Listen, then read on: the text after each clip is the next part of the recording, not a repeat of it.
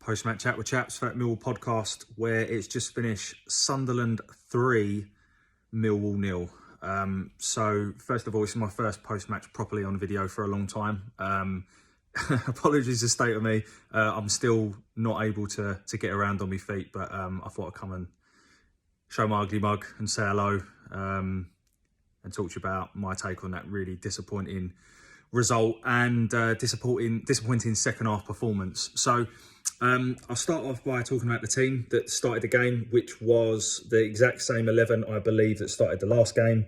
So we went with Honeyman and Vogelsammer on the up top at the left, Bradshaw through the middle.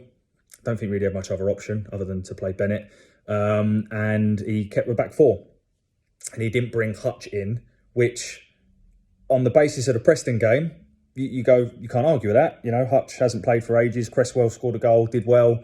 Unfortunately, it would turn out to be the wrong decision. So the first half, especially the first 30 minutes, I thought we were very good. Genuinely, I did. I was sitting there watching this game thinking we were the better team. We should have taken the lead in that 30 minutes with the pressure we had, particularly from set pieces and from our press. I felt they couldn't deal with us, to be perfectly honest. I felt that they were unable to deal with our intensity, our physicality, and we were by far the better team. By far and away the better team for the first 30 minutes. They then grew into the game and actually had a lot of the ball for the last 15 minutes, but we still had the best chance of the first half, which was where Bradshaw was pressing. The keeper is forced into making a mistake, passes it straight to Fleming. And I get why he took it first time. And if that had gone in that bottom corner, everyone would be saying, you know, a bit like the goal against Bristol City that he scored. Oh, what a composed, superb finish. But it went narrowly wide. And then you think, well, why didn't he take a touch and take it further? He could have played at Bradshaw, blah, blah, blah, blah. But he didn't. And we go in at the break 0-0, but looking the better team. Then in the second half, we come out. We're first 5 minutes, again, positive. But then we concede, and we concede a really sloppy goal.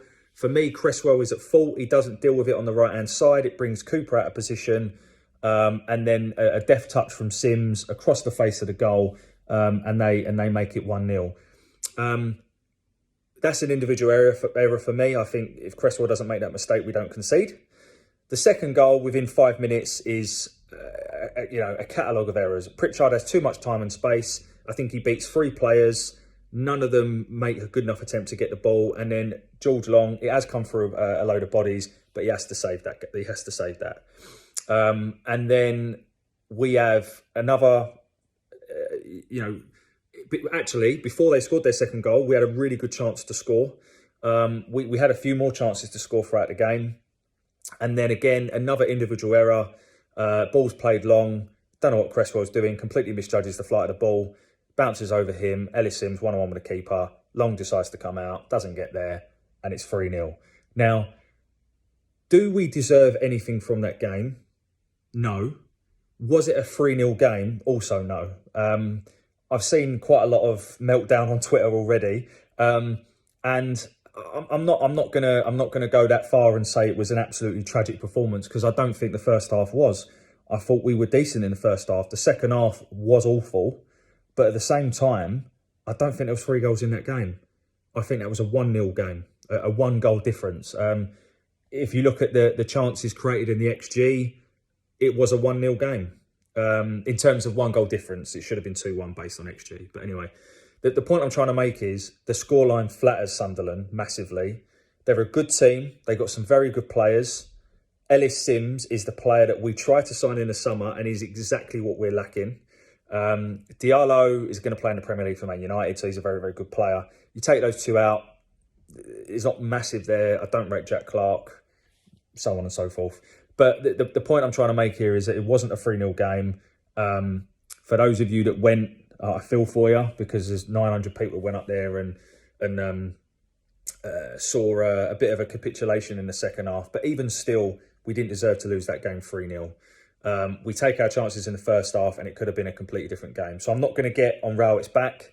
I will just mention a couple of players. For me, George Long today, yes, he offers so much from being like a bit of a sweeper keeper. He come out at times. and sort of cleared his lines. He also, his kicking is fantastic.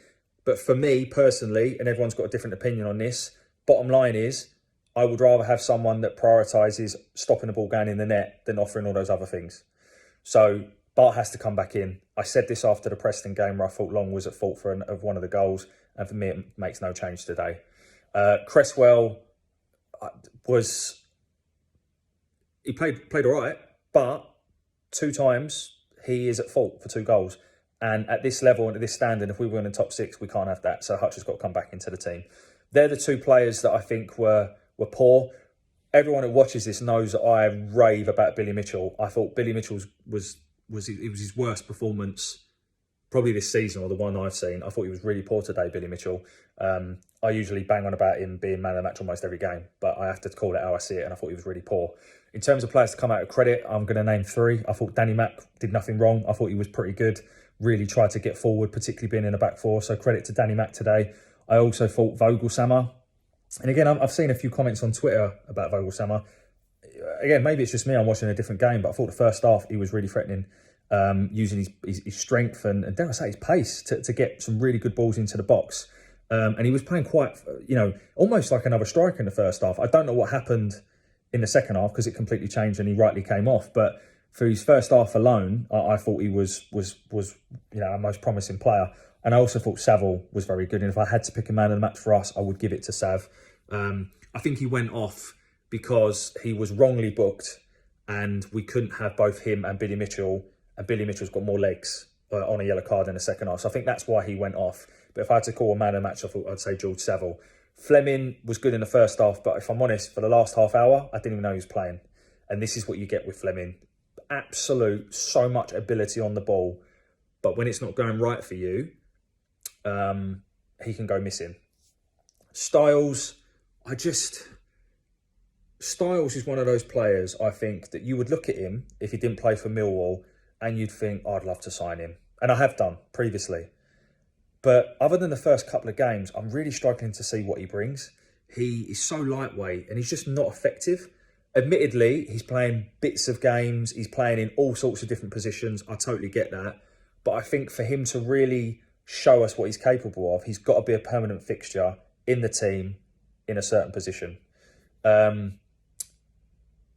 I think that's the only players I'm going to sort of call out today. We need a striker. Bradshaw, again, does what Bradshaw does. He tried hard. You can't really blame him for anything. But the difference is Ellis Sims. And it pleases me on one hand that is exactly the player the club wanted to sign in the summer and he chose to go to Sunderland. You can't do anything about that. So we're looking at the right calibre of player. But ultimately, he's not here and we didn't bring anyone else in. I want a centre forward who is a centre forward. I don't want anyone that could play on the right, could play on the left. I want a centre forward that is similar to Sims. He was superb, running the channels, using strength and pace to hold the ball up, bring others into play. He does a lot of the unselfish stuff, but also he's capable of scoring goals like he did in the 91st minute, chasing the lost calls and scored their third goal. He's exactly what we're missing. We need someone like that, and I still think we're a winger short.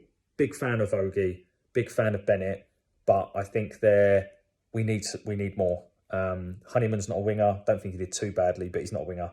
And obviously we know Bury, A, is not fit at the minute, and B, blows hot and cold. So it was a free hit today. The problem is that it was a free hit that I honestly think we even if we got a point out of it, we now go into the Wigan game, and I think to keep our sort of top 6 position, we're going to have to win that game. They've just obviously got Colo Touré as their manager. Who knows what to expect? They're either going to be brilliant or they're going to be terrible. And I think we'll find out. We always seem to play teams that have either just about to sack their manager or they've got a new manager in. So we shall see, but we need to win that game. It's probably the last game that I'll miss before I'm back on my feet and I'll be able to get down the den, which I'm gutted about. So I'll be watching it from the telly. But we need to win that game because whilst Sunderland were 4 points off us before the game, but also 4 points off the drop zone, they're now only a point off us. And obviously I think that means that we're 8 points off the drop zone. I'm not for 1 second suggesting that, but the point I'm trying to make is the league is so tight. We can't afford to not win games like we need to beat teams in the relegation zone at home. But last time that happened, we all know we lost away at Huddersfield and then we drew 0-0 at home against 10-man Hull. So not what we want. Let's just hope that England do better in the game against Senegal tomorrow. Really appreciate you listening to me waffle on. It's been a while since I've done these, so I might be a little bit rusty. Apologies for my... I was about to swear now. I don't know if I'm allowed, Nicky. Apologies for my ugly mug, but hopefully see some of you down the den soon. I really hope you enjoy your weekend and have a few beers with the England game tomorrow. Thanks. Bye for now.